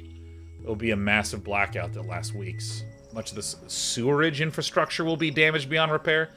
The embattled federal government will do nothing to assist. It will bankrupt the region. Small militant enclaves will form along the high ground of the Mississippi River. They will take to piracy and hijack commercial shipping vessels. Private mercenary forces will retaliate in kind. Slowly, industry will flee this hot zone. The old river control structure will collapse from neglect and sabotage. The Mississippi River will again change its course. NORCO, an old abandoned refinery town on a ghost of a river. Your house will be squatted and then raised. Well, that's the future, right? Yeah. Yeah. Fucking future tense. God damn it. One of these things these writers can do is they can make these things, they can put these things in there in the plot that you can't draw with your drawing pens because they fucking mess around with this grammar. Grandfather's statue of the Virgin Mary sits in the shadows along the crawl space of the house. Let's go ahead and walk to this. Oh my God! Wow, Mary Whoa. she was quite a gaunt figure. Yeah. Yeah. I gaunt figure out why. Oh God. Are there... Sean, I gaunt believe you've done. I hate that sound. Good God. You observe the weathered concrete Cicadas in and the flaking grass? paint of the statue. Inspect further. The face is especially Why do I deteriorated. like the sound? Framed by ecosystem cracks. Oh. Oh God, I gotta take don't that out of my know. ears. Oh my God, it More makes for me me. so More for fucking me. upset. More The for face me. is especially deteriorated, framed by a system of cracks. Pull the face off. You run your hands along the deteriorating contours of the statue. Yep. Whoa. Nailed it. There's Ugh. a VCR in there. Snaps off as if by design. Behind the statue's face hides an odd assemblage of electronics carelessly soldered together. At the center of the electronic configuration is what appears to be a card reader. Okay. I love... Oh, First of all, I love that sound. Second of all... Wow. Okay. Whew. I can breathe again. This is not that game, but I do love games like Device 6 and stuff where it's like weird, surrealist spy-fi shit. And like in that game, like that statue, you'd pull the face off and there'd be like an old radio in there that would be like, the code is 9-5. Yeah, right. 5. Like that's The code tight, was too. just... I thought the code was going to be 9. Wait, how do we get to this gas station up I mean, the road? Can you get to the green area? Yeah, let's see. The green area? Yes. Just up the road has this. Oh, I see. Station with the gas. So, do I go to the overworld? Or should we spend some time in the mind map? Go to the overworld. Whoa. Let's find out about Troy, maybe. See if we can figure out where Troy lives. Dude, oh, I didn't realize. Just listen to the audio when I hover. It goes dun dun dun. I have to turn that shit up from here. Here, I'll crank it. Don't Yeah, worry, I that's got very you. cool. Ooh. That's good.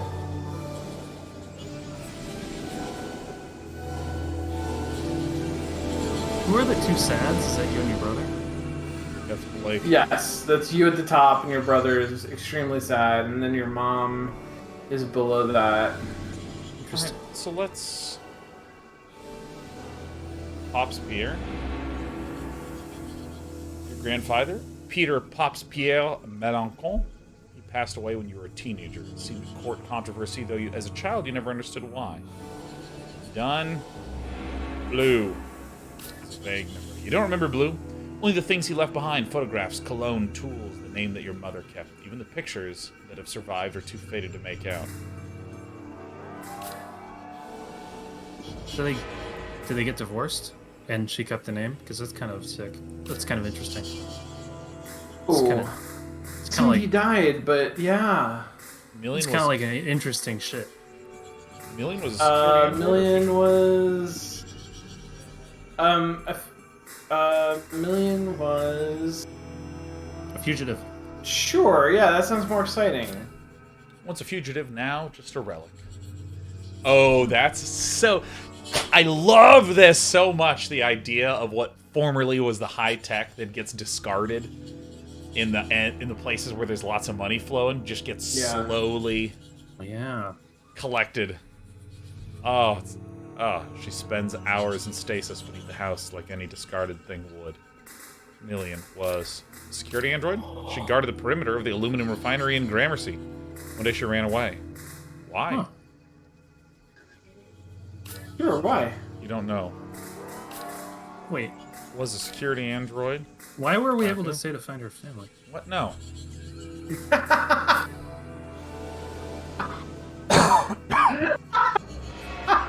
Your mom. You fucking idiot! What Oh, are you what the talking fuck? about?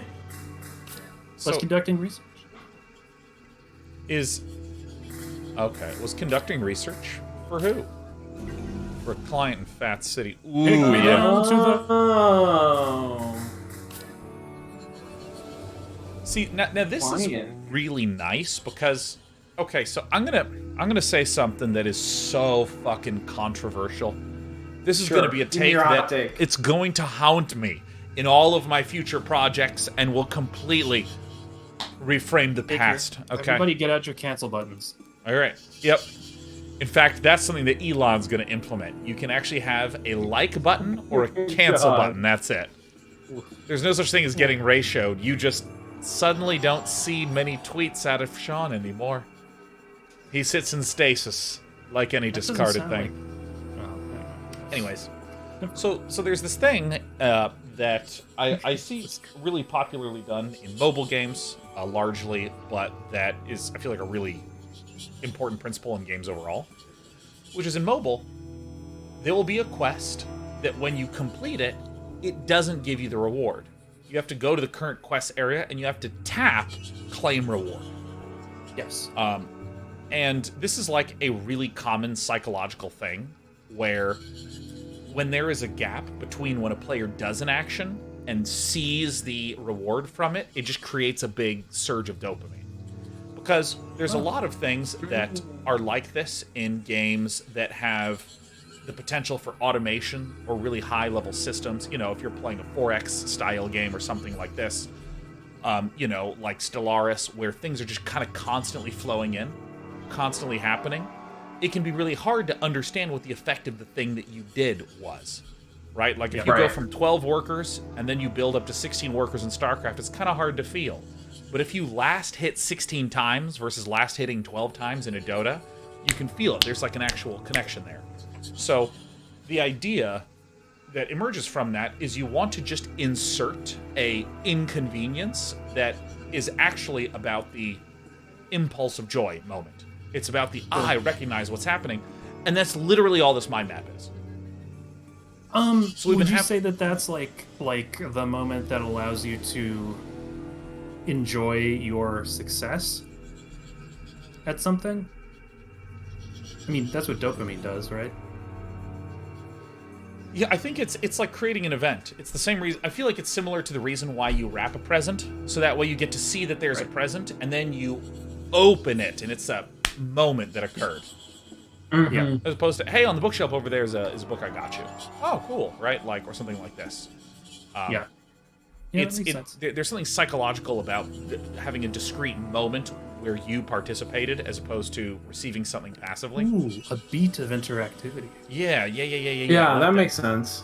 And I mean, this is what this is doing, where like we were told that Catherine was working for someone in Fat City, but then we clicked a button and a thing appeared, and we all went, "Oh yeah, nice, fuck yeah!" And I totally was like, "Oh, we're doing it, we're gamers." The game fucking told us this, and then we hit a button, and it showed us what it already fucking told us. That's great. We're doing so well though. Oh, we're doing so well. We're absolute gamers. Duck is an old friend of your mom's. Your memory of him is scattered and vague. Your mom was conducting research for Klein Fat City. That's all you know. Is Fat City real? Shield is an oil refinery. Isn't Isn't it New Orleans? I don't know. Isn't that like the Big Apple or Windy City or? Oh, I don't know. I haven't heard that. I was assuming Fat City was like part of our crust punk adventure. I think New Orleans is Fat City. Okay, that's better. Because I thought it was like a place we were gonna go, and it was gonna be real weird. Ooh. Well, it might be. It's New Orleans. Chemical annex sits on the other side of town from the refinery. It produces the feedstock for plastic consumer products. Shield owns half the town. Shield is dismissed. Alright, so we haven't really seen anything here, so I guess it's time to... Oil everywhere, and not a drop to drink. Oh, look at this. The sprawling Shield Industrial Complex. Long ago, it was plantation land, cheap and abundant along the Mississippi River. The refinery grew in stages, slowly displacing surrounding neighborhoods. The chemical annex came online later. Children of the enslaved became the neighbors of this machine. Two towers, carbon and alloy and stainless steel. Among the columns sits the catalytic cracking units that rocked the town. The webwork crosses high and low, over and under traffic and water and concrete, like veins, like gossamer. Oh yeah, the neural circuitry. Gossamer. Gossamer is like that sort of light fragile spiderweb-like feeling. So if you have like a gossamer veil, it is almost as though someone is, you know, is wearing something that fragile. Right. Yeah. But it is one of those, I studied for my SAT kind of words. Everywhere, metal halide probing the river's expanse. Coded patterns of warm sodium and cold LEDs winking, wanking, thinking, knowing. Saying something, speaking, burning eyes seeing. Something to decipher in all that Norco light. I remember Blue. You only think that you do. When he died, part of her did too. Jesus Christ. You're really spitting rhymes here. Yeah, no kidding. Man, those birds. This game does a lot with audio. It really does. Monkey stares, you stare at monkey. Inside, statue, backyard. Oh, street. Oh, look at that. Oh, street! Oh, we fucking found a new screen! Let's go! New screens! Fuck yeah. Oh, yes, the corner of Nipple and Third. Padoopy. Hello. Please. Please comply. We're a Padoopy. Oh, it's a turtle. I like turtles. I do like that that's a turtle. It's Apple and Third. Let's find Apple and Third in Norco. Dude, this game does stuff with audio. Dog, that's wild. That's crazy. Wait, what's crazy? The echoey dog? The echoey dog. Dude, it reminds me of Inside, man. Alright. Is that sound in the game? Yeah. Because it's fucking with me. Yeah. Lee, this is the game. But it's actually a dog that's right here for me. It's like right here. Oh, it is a dog. Yeah. How is it doing that to me? Padu, private investigators. We snoop for you. Sisters and the turtle. Let's see. We can't talk to them? We can. It's just that the signifier is above the turtle. Snowball stand is closed for the winter. Interesting. Jesus. All right, who wants to be a little sister? You can absolutely find the turtle. He crawled out of the trash can. All right, Lee, big sister.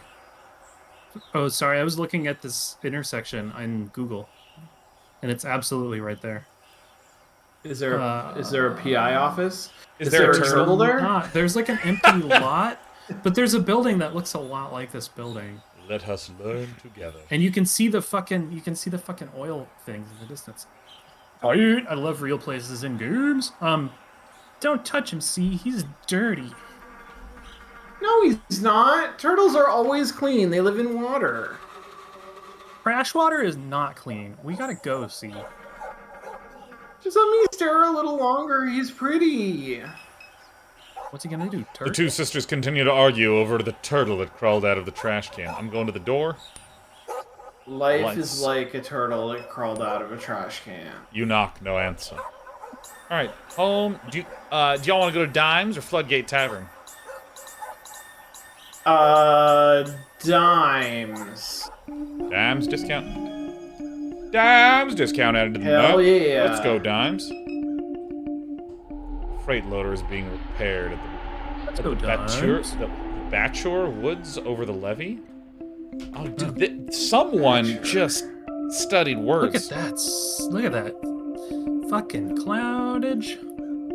Cloudage. That's not something people say, is it? Like the those alluvial clouds. land. The alluvial land is definitely an area in Elden Ring. The alluvial land between the low tide of the Mississippi and the levee. Batcher comes from the French word to beat, referring to the land beaten by the river. Batule.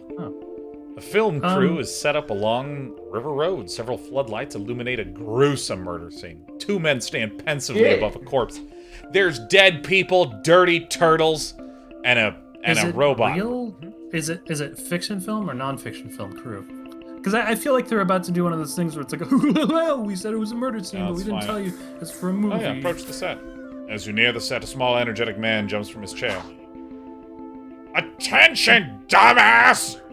Can't you see we're trying to fucking shoot a fucking work of fucking art? Settle down, Disco Elysium. Yeah. What are you filming? What are you filming? It's a detective drama called None of Your Goddamn Business. Any questions? Oh, angry man. Yes. Yeah, I think we absolutely go Disco Elysium. Sounds cool. So is this like a murder? Nailed it. Keep it up and it's gonna be. Hey.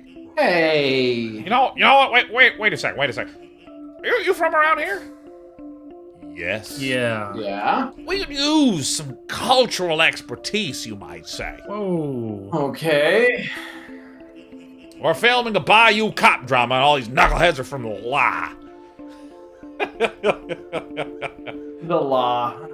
La. An actor on set turns towards the director. Who wants to be this guy? I told you, Kevin, I'm from Texas. Oh, that's right. No, I forgot. Your Harvard-educated daddy bought a boutique ranch outside Austin. Well, that don't make you a cowboy, Haas. Now shush up before you scare off the yokel. The director turns his attention. Director returns his attention. Oh, to yes, you please. with a mild look of disgust. Help us out, will you? The script it needs work. What do you say? You know what I mean? Yeah, just fucking change the script on this shoot, you know? This is how this works. Great. Random passerby, you know? Noah, get over here so you can learn something from this stupid redneck. ... Dot, dot, dot. Yeah, say that, Lee. Dot, dot, dot. So, you'll remember from the Steven Spielberg seminal work Jurassic Park, that when the trader, who is a computer programmer working at the Jurassic Park, he's going out for snacks where he's going to go steal dinosaur DNA, that he has a little screensaver that says, didn't say the magic word, didn't say. Anytime I see an ellipsis, my brain goes, ... Didn't say the magic word, ... Really? Every time. I, don't fucking like ellipses. And, Interesting.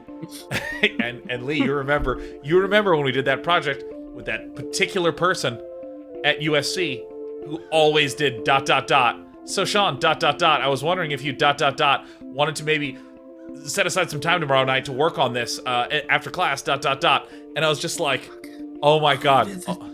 Who did the ... dots? I don't remember the person. Diane. But Interesting. Fucking yeah. Oh my god. And literally it was just ... so many ... It's kind of like what I do with space ... space, where I use it like way too much. Yeah, it's just that, everybody needs their go-to fucking punctuation. Oh yeah. And I mean, it's not like there's anything weird or bizarre or painful. Wait, what? Yeah. What is this? Wait, hold on. My friend Shane wants to watch the game live. Hey yo, I'm literally live in a broadcast. But you know what? Why not? Come join. So, what do you mean? So, I want to show you this. This is actually super rad. You can actually see up in this corner. It's gone away for now, but It has gone away. on Steam, if someone's playing a game, you can just right-click and ask them to watch, and they can approve it. And then you can just watch a stream of their game in Steam. Through Steam. Yeah, Whoa, yeah. I didn't know that. Oh, it's incredible. It's incredible. It's like it's related to the whole local multiplayer over the internet package that they did not too long ago. Oh, this is some good stuff. Let's go, Shane. Come on, get in here, Shane. It's supposed to be like couch play or whatever.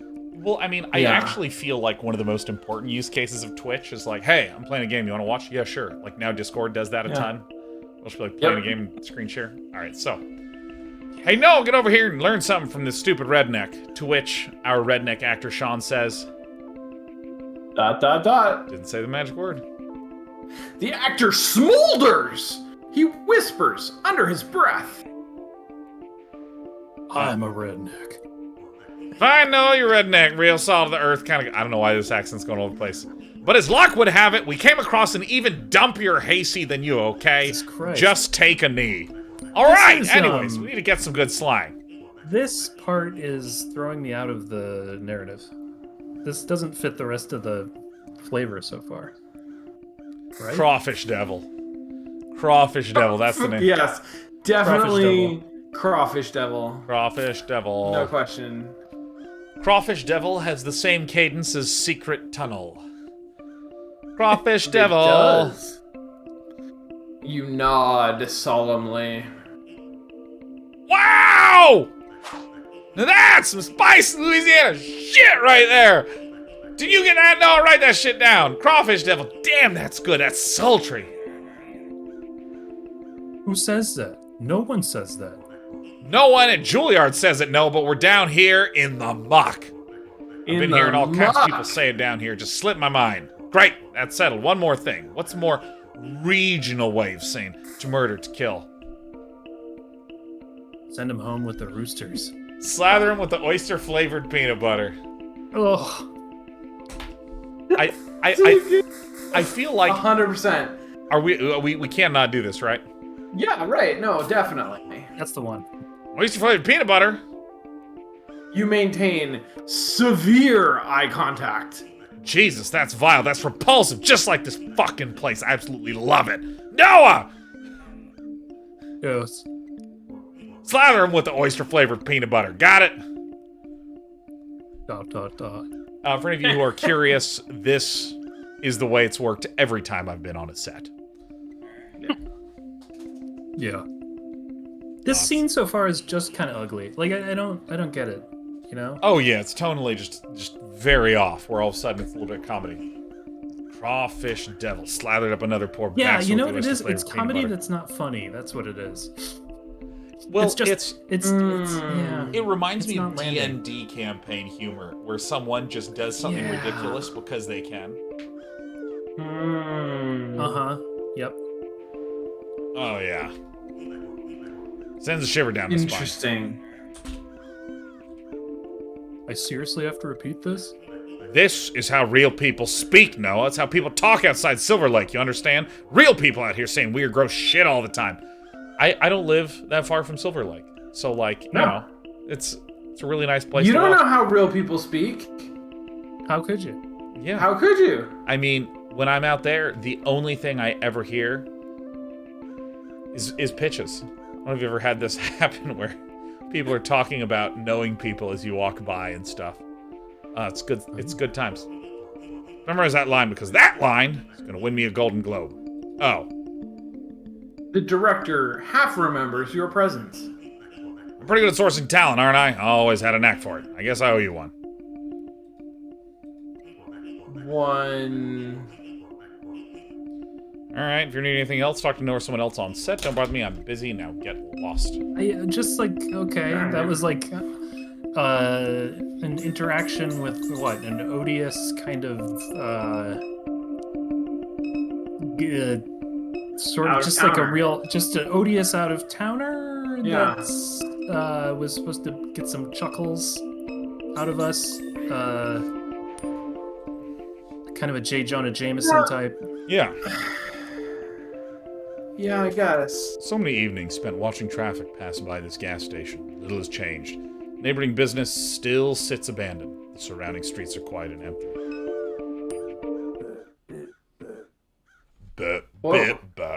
Oh, whoa. Hello. Uh-oh. You know, I think I found out where the bup's coming from. It's coming from inside the house. Bup. Here she is. There's a little bupper. Hey. My sweetheart. Oh, she is very warm. Someone's been on the industrial strength outdoor dog heating bed. Ooh. Fresh toasted. Oh my god, yes. Oh yes. Please bless me. Bless me with your wisdom. Oh my god. I don't even care about this career when I have this cat. She's so warm. Mm-hmm. All right. Oh my god, this is the game. He just rises into view. Oh my god. Like fucking Venus in the early evening. Well, there's Troy. Oh my god, this is actually what it feels like when the guy DMs first on Tinder. He just allow me to insinuate myself into your telephone. All right, come on to the shoulder. All right, come on. No, not that way. Where are you going? Do you want the lap? Hold on. Oh, ow. Okay, what about this? Okay, there you go. All right. Oh my god, Glomar says shades of Carmen Sandiego. What happened? Carnival forget you beside the road? And you even brought your little doll. I love Coconut Monkey. He's gonna make fun of us for Mink. He is. This is where the monkey is like, yo, fuck you, bro. And we're like, oh my god, 10 out of 10. Forget it, Monkey. He's not worth Dot, it. dot, dot. You gotta hold That's your boy cute. back. Wow, Troy, you look like shit. Back because my mom died. That's a good one. Go with that. Which one, Lee? The mom. Go with your mom. You're not that stupid, are you? Catherine, she's too What? valuable. They never let her die. What are you saying, Troy? If anything, she's probably vacationing on a hard drive somewhere. What in the cyberpunk are you saying, Hey, Troy? dude, Shane joined in. CC's live. Shane's tuned in live right now. Oh, Hell look yeah. at that. If I start dropping frames, let me face. know.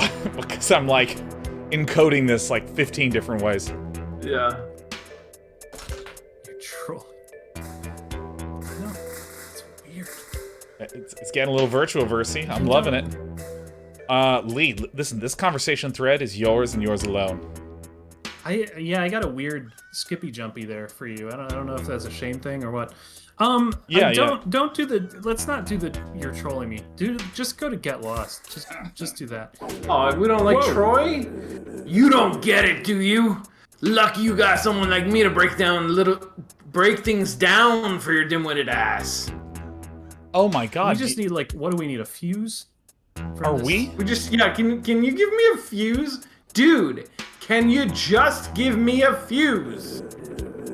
Your mom was excavating all along the rim of the lake. Thank you, Troy.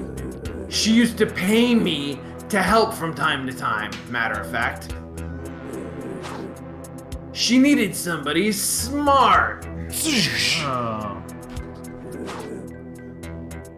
Somebody vigilant. Somebody like me. Especially with S.H.I.E.L.D. snooping around. I seen some weird shit out in them swamps with Catherine. I don't believe a word. I don't believe a word of it. Actually, I'm gonna... My connection's getting pretty Raffle wacky. mail. Also, can it? you Is stop that- watching me? My connection is tanking. On air live. Raffle Shane. Alright, let's... Hold on, let me... I gotta stop this fucking broadcast. Yeah. Can you, Alright, we did it. I'd be like, Shane, get in here. And Shane was like, LOL, and joined. I'm like, get the fuck out of my stream. You're ruining my stream. Oh, Oh, damn you. yeah. I want to know what kind of shit. I won't bother telling you about it. Might hurt your brain. Oh. And anyhow, this ain't story time. Now letting you in this gas station. Goddamn company that runs this dump did me dirty. And I done got a done dirty. They swapped me with an ATM machine for speaking truth. That's actually a sick line. Oh my god, that's so good. I love how he's like, this ain't story time. By the way, here's some backstory. Here's the story. Ain't let nobody through till I get an apology, very least. Oh my god, Shane's in chat. Oh my god, I'm bringing him in. There he is, Imposter Shane. Oh, good, I meant to good. click on the store Oh, page. yeah. I'm so sorry. You know what's so funny? You taking responsibility for me saying to you, hey Shane, come watch the broadcast. Click here. Do you guys actually have to hit several buttons to enable and invite you to that broadcast after you click the button? You then obliged, and then I was like, get the fuck out of here, man. What the fuck is the matter with you, dude? Oh, that's so good. Alright, ain't letting nobody through till I get an apology, very least. Hitting with that sucks, yeah? That sucks? Yeah, show some Sucks. sympathy. Don't patronize me with your weak pity. You weak, pity ass bitch! Like, that's fucking... Weak pity. You really want to help? You really want to get through? Go get me them pills your brother was selling. That might persuade me. fight. Whoa! Eat some cows. Whoa! Fight I'm or doing it. leave. Oh, Oh! seriously? You joking? Trying to get wrecked? All right then, let's Stick go. and move. Oh, this Stick is. and move. Uh-oh, he's Johnny, going up. I He's think going you're up. losing. I Look think at you're him losing. go. Holy shit! All right, Look hold at on. that. Turn it up. It's fucking insane. Oh yeah. This What? is my favorite song. Monkey, summon monkeys. Choose your party Choose member. your Choose your character. lineup. All right. Monkey, I choose you. Fuck. Hit him. Monkey attacks for 40 damage. Oh, what the fuck? Oh my god. Monkey. Whoa. Are we winning yet? I mean, we're winning. We're doing very well. Oh did my you do? god. Holy shit! This game just just knocked got him the fuck fucking- out. Okay, so This game got amazinger. yeah, so here's what I'm understanding. Each of these characters is a different kind of mini game that we are then going to use and get better at in order to win fights. It's a mini game fight. Yeah.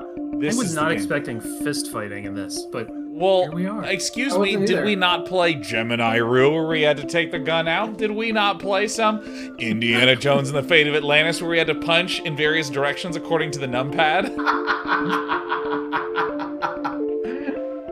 that's true. You know, actually, I'll go ahead and say this. I'll say this: point and click adventure fighting is the best fighting Yeah, that's Oh, really yeah. right. because every time it's like Steve, invent a fighting system you can do with a mouse. Yeah. Okay. Should I refer to any that exist already? No. No, do not. Oh, Take a why stab. would you? They're all terrible. We want this to really feel like clearly one person thought of it in the space between when lunch began and lunch ended, and then just coded it like. Oh Don't my take a look at what's God. already been done, Steve. Don't you know that all existing fighting things in adventure games are bad? Yeah, no, I'm actually okay. So on a personal level, I really love system-driven games. I love Magic and StarCraft and simulation games. I love these kinds of things. But I think that just below that, is stuff that is unbelievably stupid to control. I'm talking Quops and Octodads. Pillow Fight falls under hit that. Hit me with those bears. Hit me with those Enviro bears. Yeah. Oh, Yep, EnviroBear. yep, Like, and I genuinely think that this is a highly unexplored space. You know, where like, if it just showed you your controller, and you know, like in the slot machines where it like, you know, it'll show the when you're in Mario and you hit and you see what if it spirals down and gives you like a flower or a mushroom or something like that. If it has your jump button and it's spinning and on the slot machine is just all the different buttons on your controller. So it's just like analog stick up is now your jump button. Uh-huh. Okay, cool. I can get used to up. But then go forward is to like hold the right trigger. Uh-huh. Okay, so maybe it's like a car. And then to go backwards is analog down. Or to go left is analog down. So now you're trying to like up, down, like do this. And imagine if there was a multiplayer game where every character at the start of the game, it would just be like dunk, dunk, dunk, dunk, and it would just show you your 4 buttons that you really need to get this task done. And then it would be like go. I mean, this would be amazing. Right. This would be the game. And that would be the game. That's That would be the game. essentially exactly the same as what we just played. I like that idea a lot, and I would probably do it as a like an Overcooked style co-op game. Oh yeah. That's so good. Yeah. Yeah, Overcooked is a really great way to find out where you stand among your friends. I thought it was more about like, you know, like you play it with your significant other to see what happens. You know, it's kind of like Oh yeah. you just throw that in there. Throw that relationship into the pot. I really feel Set like that to boil. Overcooked is a relationship accelerator. It's not going to change anything in your relationship, but it's going to Like Burning make Man, what it should. Yeah. It's going to make. Is that how Burning Man works? Yes, it's pressure cooker. It's Okay. an instant pot for your wife.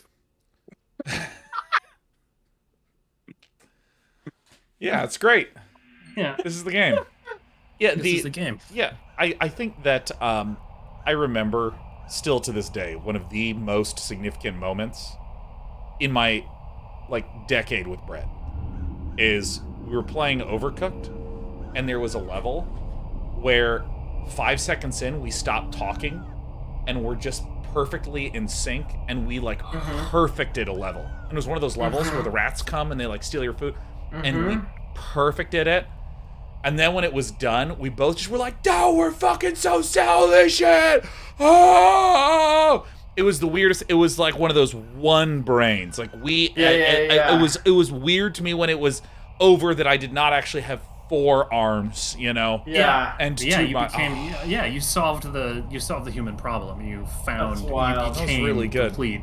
You became complete for but a moment. That's right. Yeah, it's like Bezos in space. Like, you achieved weightlessness. Bezos in space. Yeah, no, yeah. When you go Bezos in space, that means that you are so happy you are unaware of how much of a douchebag you're coming across. Because you're enjoying yourself so much, right? I was fucking... I think that's the arc. That's the arc of many a relationship. Is you just go Bezos in space. You just go Bezos in space, right? Then re-entry hits. Well, that's incredible. I had a class with her, and we sat next to each other. We enjoyed our time in the class, and then I asked her if she wanted to go have coffee, and it was really great coffee. And then later I was like, "Do you want to go to dinner?" She's like, "Yeah, let's go to dinner." But when we got to dinner, I kind of went all Bezos in space on her, and she left early, and she's not responding to me anymore. I really fucking shouldn't have been so Bezos in space. I really should have been someone a little more grounded. Oh my you God. know? Yep. Bezos in space is fucking such a great. Oh my God. I just shouldn't have. I was really losing my mind a little bit. I mean, the yeah, wait, did you ever do stupid control scheme artificially created games like this where I would have the right half of the N64 controller and you have the left half, and we try to play like that? Oh, I did. I would never have done that. I wouldn't have. I would have thought that was deeply wrong. It was more wrong than I could have gotten over enough to do it. You know what I mean? I wouldn't have thought to do it. I have. I think I've played some of Brothers like that. Oh yeah. Brothers? Yeah, Brothers. Yeah, Brothers. Brother. Yeah. I mean, it feels like I'm doing that whenever I rip off half of my Switch and I'm like, "Hey, do you want to play some Smash on this fucking wafer?" God, I hate those things so much. Dude, a single... Whenever you play a game with a single, Switch controller, it feels like when you take, the body of Christ at Mass, one of those little... absolutely barely food paper wafers where I'm holding this and I'm the body of Jigglypuff, and I just stab it in half. What are those things called? The hosts? The hosts, yeah. This is here's my ideal console. My ideal incarnation of the Switch would be just a normal Switch screen, and then 2 original Xbox Duke controllers that slide into the sides. What's a Duke controller? Yeah. Did you say Duke? Do you not? You don't? Okay. Do you mean Xbox Duke controller? The original. Oh my fucking God. Wait, hold on. Let me go ahead and pull this one up on the screen for our viewing audience. The original. Oh original my Xbox God. controller. The controller that the original Xbox shipped with was called the Duke controller. Duke. It was called the Duke controller. I mean, that was their internal code name, and it became known as the Duke controller because they almost immediately had to replace it with the S controller, which was smaller for normal people's hands. But not my hands. I loved that fucking Duke controller. Oh, yeah. Give me that Duke. Give me just so that I could have Duke controllers to play my Xbox games with. In fact, you're like, look, this console's got what 5-6 years left in it. I'm gonna need I need a fucking backlog of these Dukes. Exactly. Oh my I god! gotta put up my Dukes in the closet so that I can pull them down as needed. No, I really do feel like there needs to be adjustable components to controllers and stuff. Because I mean, I had the same issue with mice where I used to have like a Razer mouse that was really narrow. And it should have occurred to me sooner, but I got carpal tunnel because I was basically squeezing like this all day. Right. And then I just got a really wide mouse like this. Oh, yeah. There are adjustable mice, right? There's mice that you can. They're kind of like exoskeletons that you can. Yeah, you put more vertebra in them, and then they get more splayed. I like that you were like, I had this problem with a Razer mouse, and I was just imagining like, what is he fucking at 1 a.m.? He's just like, give me your fucking bread. Give me your bread. I'm gonna play a fucking game. Squeeze me harder. Lee, I imagined it as like, here's my mouse. Oh, I remember not to pet the mouse. Don't pet the mouse. It's a Razer mouse. It's a Razer mouse. It's a type of chat. Pokemon. If you want to, I would love to just say, please give us fan art of the Razer mouse, whatever your interpretation may be. Any interpretation is Don't valid. tweet it because of Elon Musk. Go to mastodon.social and you'll find a series of web pages where you can create. Is mastodon.social a thing? Yeah. Mastodon. Mastodon is the. It's a federated. Okay, so here's the thing. Mastodon's open source. People think of it as open source Twitter, but really what it is a bunch of Twitters that smush together, and the admins of each of them can read all of your private DMs. Yes. Yeah, no, so don't fucking use Mastodon. Yeah, this is so good. Yeah, like this is the game. It's kind of funny. I actually go back and forth a lot on open source because open source is amazing when you're like, hey, how does this thing work? And someone's like, here's all the code. And you're like, oh, that's incredible. And when you make a contribution to an open source library, you actually feel like you then get to say that for the rest of your life. Like, right, yes. Yeah, no, I remember that. I remember that project. Yeah, I was a contributor to that shit. It's pretty amazing. Yeah. Really, all open source is one person doing all the fucking work, ignoring everyone, but occasionally accepting pull requests with some bug fixes. Right? That's a lot of open source. But what I love is when you get something like what you were describing, Lee, where it's like it's open source and the way it works is that it's quite awful. Like, I mean, well, like here's the other thing about open. If you tangent. Also, open source. So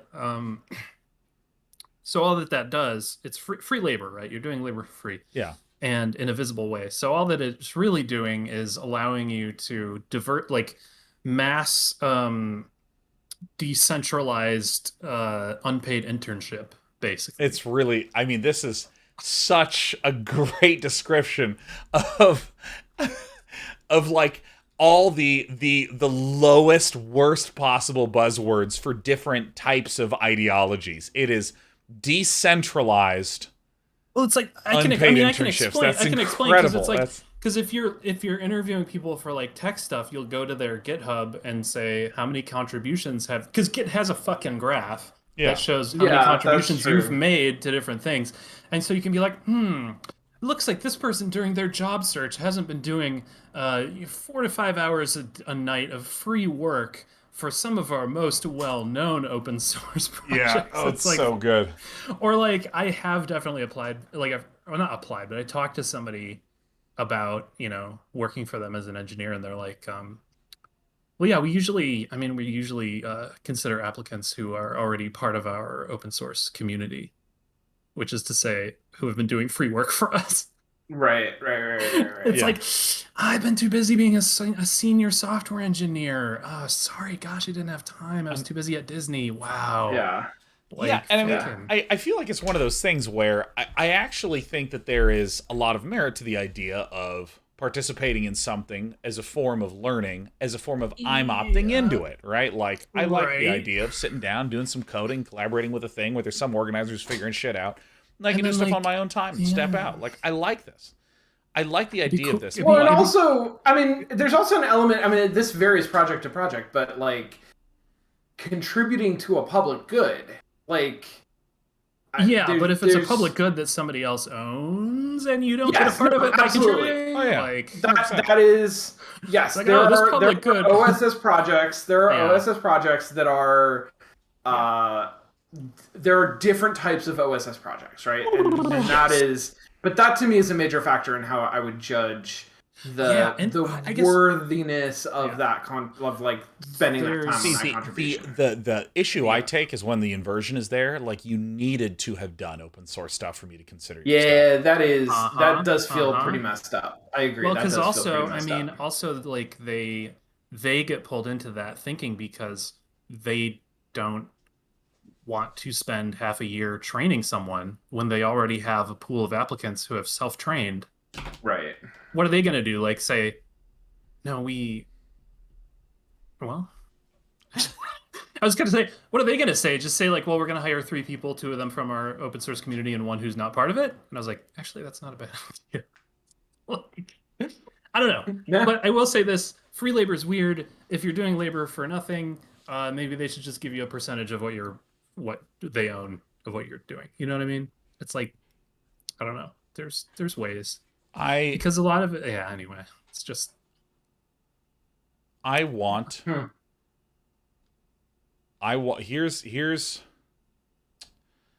too tired for this joke. That was a lot of fun playing Norco today. Yeah, I think so. I think that like the portrayal, the audio design was some of the best I've heard in a game ever, and I'm more than happy to say that, having played for 2 hours and that's it. Like, unbelievable. Yeah. The mechanics, how does the game even work? What is the game?